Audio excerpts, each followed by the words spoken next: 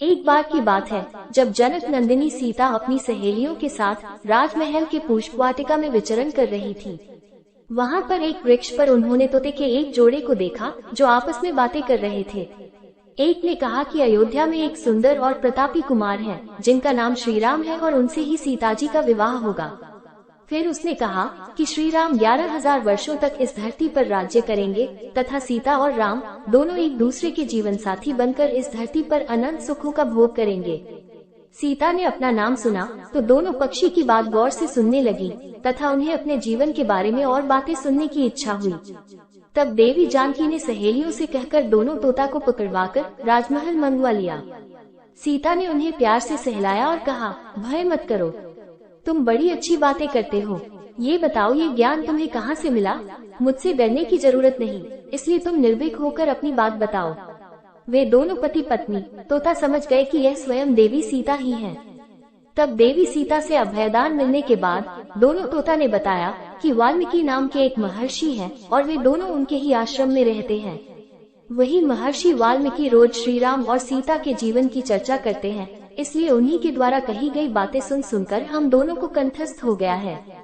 तोते ने ये भी कहा कि अयोध्या नरेश दशरथ पुत्र श्री राम शिव का धनुष भंग करेंगे और सीता उन्हें पति के रूप में स्वीकार करेगी और तीनों लोकों में यह अद्भुत जोड़ी बनेंगी। सीता पूछती जाती और तोता उसका उत्तर देते जाते। बताते बताते दोनों थक चुके थे। तब उन्होंने सीता से कहा कि यह कथा बहुत विस्तृत है और इसे सुनाने में कई माह लगेंगे। ये बोलकर वे दोनों उड़ने को तैयार हो गए। ये देख सीता ने कहा, हे तोता, तुमने मेरे भावी पति के बारे में अति उत्तम बात बताई है, अतः उनके बारे में और अधिक जानने की बड़ी जिज्ञासा है। इसलिए जब तक श्री राम आकर मेरा वरण नहीं करते तब तक मेरे महल में तुम आराम से रहकर सुख भोगो। तब तोता की पत्नी ने कहा, हे देवी, हम वन के प्राणी हैं तथा पेड़ों पर रहकर सर्वत्र विचरण करते हैं। मैं गर्भवती भी हूँ, इसलिए मुझे घोंसले में जाकर अपने बच्चों को जन्म देना है। सीता जी के नहीं मानने पर तोते ने कहा, हे राजकुमारी, आप जिद न करें।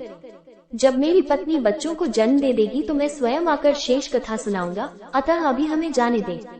फिर सीता ने तोते से कहा कि अगर जाने की ही जल्दी है तो तुम चले जाओ, लेकिन तुम्हारी पत्नी यही रहेगी। मैं इसे किसी प्रकार का कष्ट नहीं होने दूंगी। तोते को पत्नी से बड़ा प्रेम था, इसलिए वो अकेला जाने को तैयार न था। जब तोते को लगा कि वो सीता के चंगुल से मुक्त नहीं हो सकता तो विलाप करने लगा। उसने कहा, मुनियों ने सत्य ही कहा है कि मौन रहना चाहिए। यदि हम कथा न कहते तो आज मुक्त होते। मादा तोता अपने पति से बिछुड़ने का वियोग सहन नहीं कर पा रही थी। उसने सीता को कहा, आप मुझे पति से अलग न करें, अगर आपने ऐसा किया तो मैं आपको शाप दे दूंगी। उसकी बात सुनकर सीता हंसने लगी। उन्होंने कहा, शाप देना है तो दे दो, राजकुमारी को पक्षी के शाप से क्या बिगड़ेगा। फिर मादा तोता ने अति व्याकुल मन से राजकुमारी सीता को शाप दे दिया। उसने कहा, एक गर्भवती को जिस तरह आप उसके पति से दूर कर रही हैं, उसी तरह आप भी जब गर्भवती रहोगी तो आपको अपने पति का वियोग सहना पड़ेगा। शाप देकर तोता की पत्नी ने प्राण त्याग दिए। पत्नी को मरता देख तोता भी अति विचलित हो गया और क्रोधावेश में बोला, अपनी पत्नी के वचन सत्य करने के लिए मैं ईश्वर को प्रसन्न कर श्री राम के नगर में जन्म लूंगा और अपनी पत्नी का शाप सत्य कराने का माध्यम बनूंगा। वही तोता बाद में अयोध्या का धोबी बना, जिसने झूठा लांछन लगाकर श्री राम को इस बात के लिए विवश किया कि वो सीता को अपने महल से निष्कासित कर दे।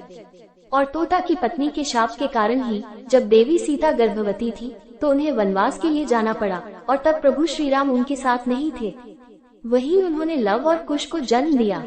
नमस्कार, अगर आपको ये जानकारी अच्छी और रोचक लगी हो तथा आपने अभी तक मेरे इस चैनल काव्य कोमल को लाइक, शेयर एवं सब्सक्राइब नहीं किया हो तो प्लीज इस चैनल को लाइक, शेयर और सब्सक्राइब करें। आपके इन्हीं प्रोत्साहन से हम आगे भी अधिक से अधिक अनोखी एवं प्रासंगिक जानकारी आपके समक्ष लेकर उपस्थित होते रहेंगे। धन्यवाद।